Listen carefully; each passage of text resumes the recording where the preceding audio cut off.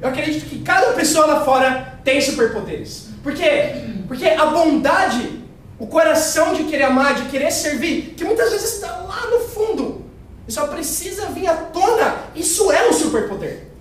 Servir a Deus é um superpoder. Amar a Deus, amar as pessoas, isso tudo são superpoderes. 2 Coríntios 4:13. Muito bom, Vini.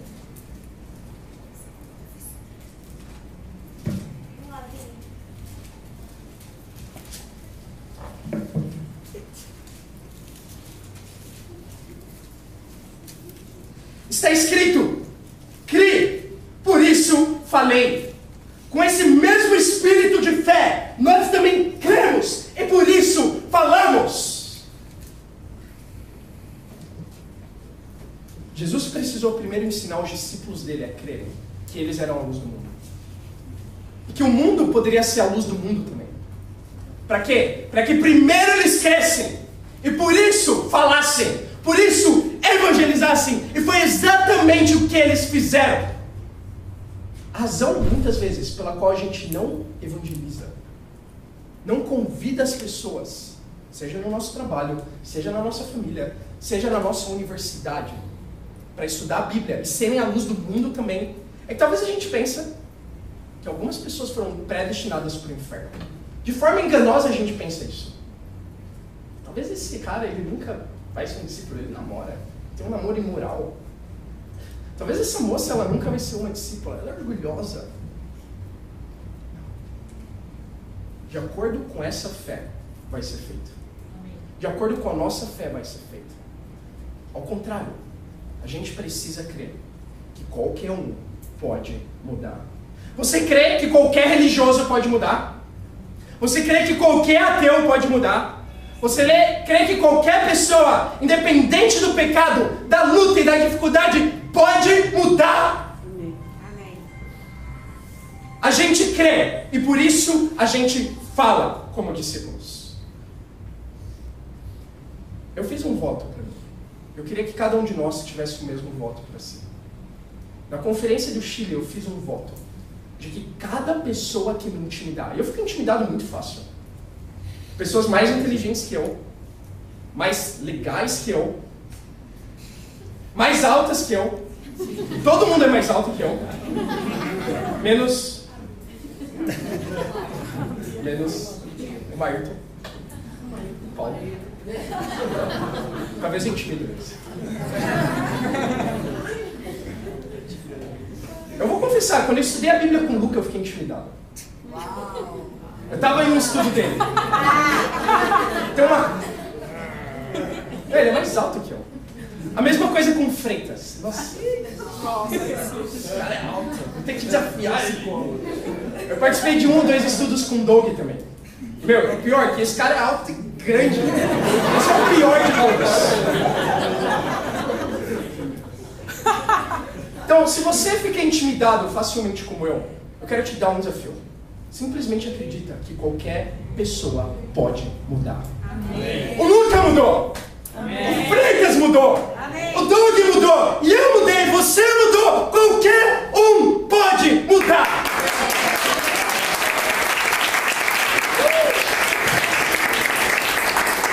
Se você acredita que qualquer um pode mudar, na campanha que a gente vai ter essa semana na universidade, você vai evangelizar, vai compartilhar sua fé com todo mundo.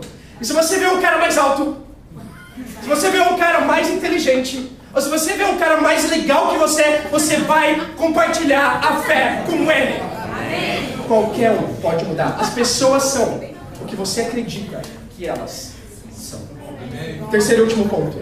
Você receberá o que você acredita que receberá. Marcos 11, 24. Marcos 11, 24.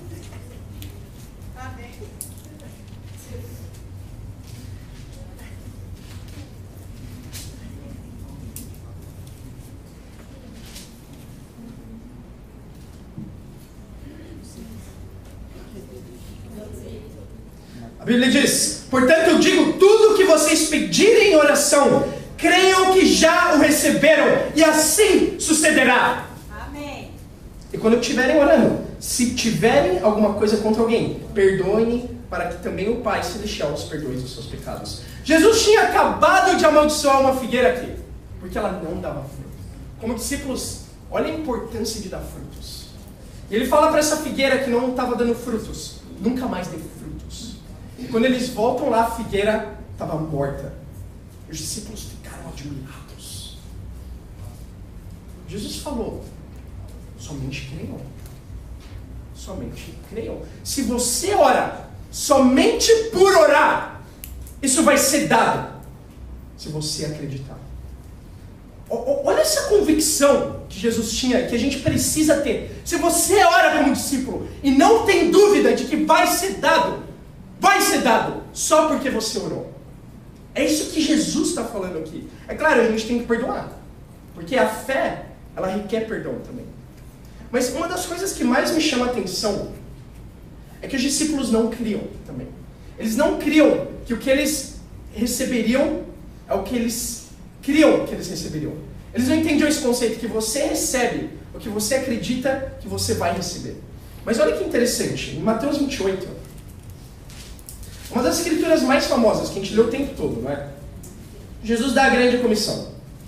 Ele fala, então, versículo 18, Jesus aproximou-se deles e disse, foi-me dada toda a autoridade nos céus e na terra, portanto vão e façam discípulos de todas as nações, batizando-os em nome do Pai, e do Filho, e do Espírito Santo, ensinando-os a obedecer a tudo que eu ordenei a vocês, e eu estarei sempre com vocês, até o fim dos tempos.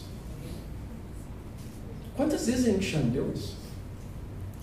Mas quantas vezes a gente já duvidou disso? Que o plano de Jesus é alcançar cada nação.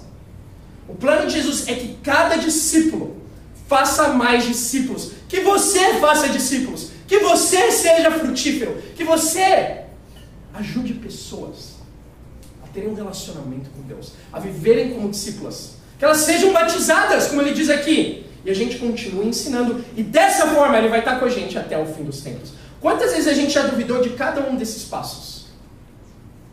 Será que eu tenho que fazer discípulos mesmo? Será que as pessoas vão se batizar no meu bate-papo? Será que o bate-papo vai dar frutos? Será que eu vou ser frutífero? Será que eu sou capaz de discipular alguém? Ou, será que Jesus está comigo? Se você duvida, já duvidou, ou tem duvidado de alguma dessas coisas, eu tenho uma boa notícia. Os discípulos duvidaram também. Versículo 16. Os 11 discípulos foram para a Galileia, para o monte que Jesus lhe indicara. Quando viram, o adoraram. Mas alguns duvidaram. Você vê como mesmo vendo, a gente é capaz de duvidar. A gente não pode ter uma fé simplesmente pelo que a gente vê. A gente precisa ter uma fé no que a palavra de Deus diz. Mas esse é o problema. Muitas vezes a gente duvida. Eu nunca vi uma escritura em que alguém duvida e Jesus fala, não, tudo bem, vai ficar bem. Peraí, deixa eu te explicar aqui de novo, talvez, vamos voltar aqui buscando a Deus e... Ele só fala, para de duvidar. Para de duvidar. A solução de Jesus para as pessoas que duvidavam é, para de duvidar. Somente para. E começa a acreditar. O que eu acho mais interessante de Jesus é que ele não ensina como crer. Ele só fala para crer. Isso basta. Ele fala, para de duvidar, começa a crer e vai orar. E se você orar acreditando, isso vai ser concedido só porque você orou. Verdade. Ele fala, para de duvidar. Em vez de duvidar se você vai dar fruto, seu bate-papo vai crescer, vai lá e prega e faz discípulos. Para de duvidar. Se você está duvidando hoje, o meu desafio é, para de duvidar. Mateus 21, versículo 18. A gente está terminando. Mateus 21, versículo 18. Vocês estão comigo? Sim. Muito bom. Bom, irmão. De manhã cedo, quando eu voltava para a cidade, Jesus teve fome. Jesus tinha fome. E veio numa figueira à beira do caminho, aproximou-se dela, mas nada encontrou a não ser folhas. Então ele disse, nunca mais dê frutos. Imediatamente a árvore secou. Ao verem isso, os discípulos ficaram espantados e perguntaram: como a figueira secou tão depressa? Jesus respondeu: eu asseguro, se vocês tiverem fé e não duvidarem, poderão fazer não somente o que foi feito à figueira, mas também dizer a esse monte: levante-se, atire no mar, e assim será feito. E tudo o que pedirem em oração, se crerem, receberão. A gente vê a escritura paralela sobre a figueira. E aqui Jesus fala sobre um monte. Eu lembro um monte que eu escalei. Não foi agora na conferência do Chile. Amém. Mas eu achei que eu ia morrer. Amém. Eu achei que eu ia morrer. Era o monte mais alto de Los Angeles. Eu fui com alguns discípulos lá. E a gente estava indo... Eu lembro que o líder, a pessoa que estava organizando a ida para o monte, ele estava indo com a gente. E a gente olhou para o monte e falou: nossa, olha aquele topo ali. Imagina se a gente tivesse que ir até lá. Ele falou: nossa, exatamente onde a gente está indo agora. Então tem algum problema com pessoas que organizam escaladas em montanhas, mas tudo bem. São meio loucas. E eu lembro que eu fui super preparado para escalar o monte. Eu estava com meu tênis Vans, tinha uma garrafa de água, levei tipo salgadinho. Eu falei: vamos lá, montanha. E quando eu olhei, eu falei: uau, vamos lá. Tudo bem, isso não vai me intimidar. Essa montanha não vai me parar. Me parou umas 10 vezes. Tive que ir lá aqui descansar na sombra. Por favor, espera um pouquinho. Mas o incrível foi, pela graça de Deus, eu cheguei. Amém. E chegar no topo da montanha é um passo de fé. Eu vi minha fé aumentar lá. Eu falei: nossa, se eu subir uma montanha, eu sou capaz de subir qualquer montanha na minha vida. Porque tudo são montanhas, não é? Faculdade, prova, as pessoas fechadas, às vezes as nossas emoções, as nossas lutas, acordar cedo. Bom, eu posso escalar qualquer montanha. Amém. Mas depois que eu li o que Jesus explica aqui, eu aprendi algo sobre montanhas. Montanhas foram feitas para duas coisas. Duas coisas. Ou para serem escaladas, ou para serem movidas. Jesus chama cada um de nós a ter a fé de mover montanhas. Não de escalar montanhas, mais do que isso, de mover montanhas. Amém. Eu não sei qual é a sua montanha essa manhã, mas é hora de ter fé e orar já acreditando que você recebeu. É hora de ter fé e orar já acreditando que a gente vai chegar em 100 discípulos na região oeste. Seu bate-papo vai dar fruto, que as pessoas já estão abertas. É só abrir a sua boca, orar e ter fé de que você já recebeu. Amém. Primeiro ponto para a oração: ore acreditando antes de receber. Segundo ponto: ore especificamente acreditando antes de receber. Então ontem eu estava indo para o nosso English Service e no caminho começou a chover um pouco. Um pouco. Não, foi um pouco mesmo. Então eu estava indo para o metrô Butantã, saindo da rap. Eu falei: por favor, Deus, para a chuva agora. Eu não quero me molhar. Por favor. E eu orei. A chuva começou a apertar um pouquinho mais. Deus, eu acredito. Eu tinha preparado já o sermão. Eu falei: eu acredito que eu já recebi. E Deus atendeu. Eu cheguei no metrô, tinha parado de chover completamente no Butantã. Eu falei: nossa, obrigado, Deus. Só que é lá na Brigadeiro, o English Service. E quando eu cheguei no metrô Brigadeiro, tava um dilúvio. Eu movi a nuvem, eu acho, com a minha oração. Mas ela foi exatamente para onde eu tinha que ir. Eu falei: tá bom, eu vou orar de novo. Eu falei: Deus, por favor, me ajuda a chegar no culto. Mas me ajuda a chegar no culto, e essa foi a minha oração. Antes eu tinha orado: me ajuda a chegar seco. Eu falei: agora, me ajuda só a chegar lá. E aí vem o Raul com o guarda-chuva. Falei: ótimo! Por que não? Eu cheguei ensopado, meu sapato está molhado até hoje, até agora. E o que eu entendi com isso? Nossa, eu devia ter orado mais especificamente. Eu devia ter orado para o caminho todo estar seco, sem chuva, ou então para, sei lá, chegar de alguma forma seco lá.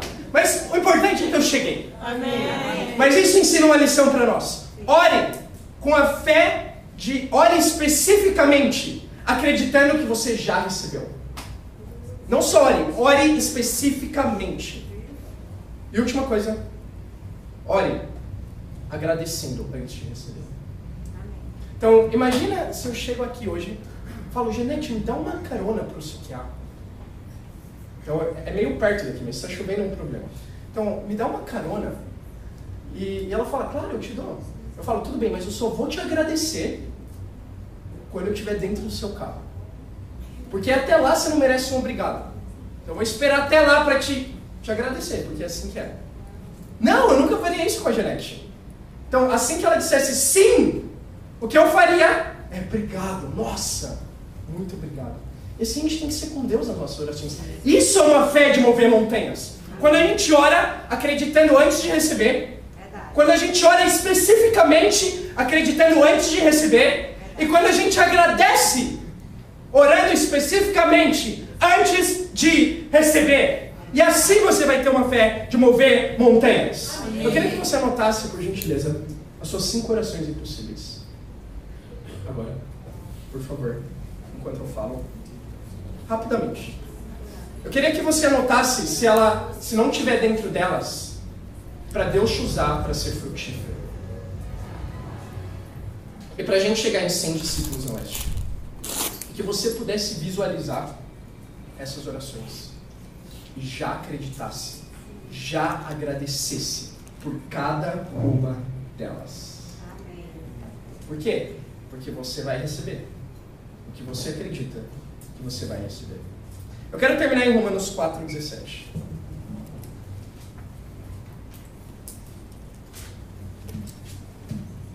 E aqui fechamos. Fala. Como está escrito: eu construí pai de muitas nações. Ele é o nosso pai aos olhos de Deus, em quem creu, o Deus que dá vida aos mortos e chama à existência coisas que não existem, como se existissem. A Bíblia fala aqui um pouco de Abraão. Como a gente sabe, Abraão era o pai da fé. Era o homem que podia acreditar, entender que acreditar tem poder. E olha só, simplesmente por acreditar, Deus fez um homem de 100 anos de idade, um dos homens mais férteis que a gente pode imaginar, pai de muitas nações. E esse mesmo Deus, a Bíblia fala, é o Deus que chama os mortos à vida, e é o mesmo Deus que chama à existência coisas que não existem, como se já existissem. Amém. Eu quero lembrar vocês, região oeste, que não é uma questão de ter ou não ter fé, é uma questão de onde você coloca a sua fé. E quando se trata de acreditar em quem você é, onde está a sua fé? Quando se trata de acreditar de quem as pessoas são, onde está a sua fé? E quando se trata de acreditar no que você vai receber, onde está a sua fé? Nós colocamos a nossa fé em um Deus que não é morto, mas em um Deus vivo. Amém. Porque é dele que vem o poder de acreditar. E para ele seja glória. Amém. Amém.